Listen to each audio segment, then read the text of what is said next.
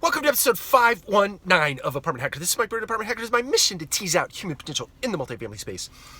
So I want to continue on the theme from yesterday's post about the future of work in the multifamily space.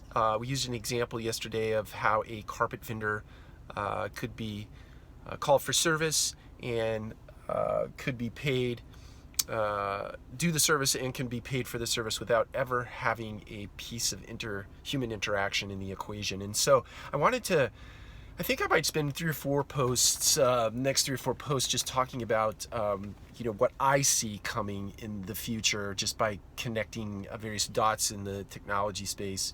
I try to track technology not only in the multifamily space, but technology outside of the multifamily space and try to connect those dots to see how it might impact our business. But so another thing that I've been thinking through, actually this dates back for, let's say it was 5 or 6 years ago, inventory control, right? So let's think about the Internet of Things as it relates to your shop and how sensors might be embedded, let's say around a door frame in your shop, and sensors that govern the threshold of various parts and pieces that you might use to do unit turns or service requests. So you have all these technologies embedded in the parts and pieces themselves, the bins which they sit in, the door which you walk through in or out, whether you're picking parts or actually stocking parts, and then the unit itself where the parts and pieces might be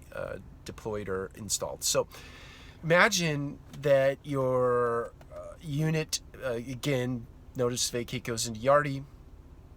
Yardi automatically reads inventory levels in your shop, and if you are depleted in any way, shape, or form, Yardi would go about facilitating an order to make sure that your stock was good. Now, carry that forward, your service technician goes in after he does a kind of a right wall method walk of the unit to understand what parts are necessary in a unit, and he goes back to the shop.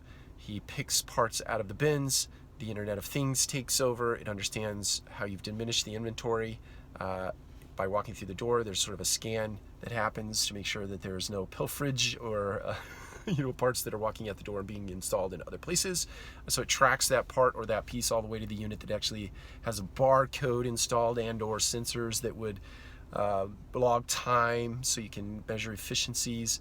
And it would also, through the Internet of Things or sensors, would govern the installation of those parts that were just recently picked out of the shop, and it would track those parts over time in terms of remaining installed and or their breakdown over time. So smart appliances will start to tell you when they need to be serviced, and then they'll make sure that smart appliance will make sure that part is actually in the shop ready to be installed. It actually call the service request in on behalf of the resident, or to let the resident know that it's going to make that call and make sure that the resident is okay for that call being made, and so on and so forth. So all of these sensors and technologies are going to be installed in all the parts and pieces that make up our units, such that a service technician's time will be tracked to the nth degree, and the parts and the pieces that are used to make our units ready and or sustained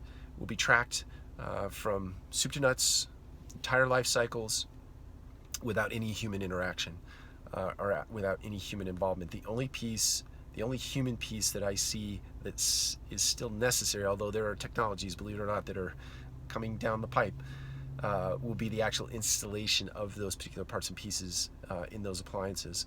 But even today with other technologies, there are appliances that can literally fix themselves, believe it or not. So anyway, I just want to put that out there as another example. We'll talk to you again soon.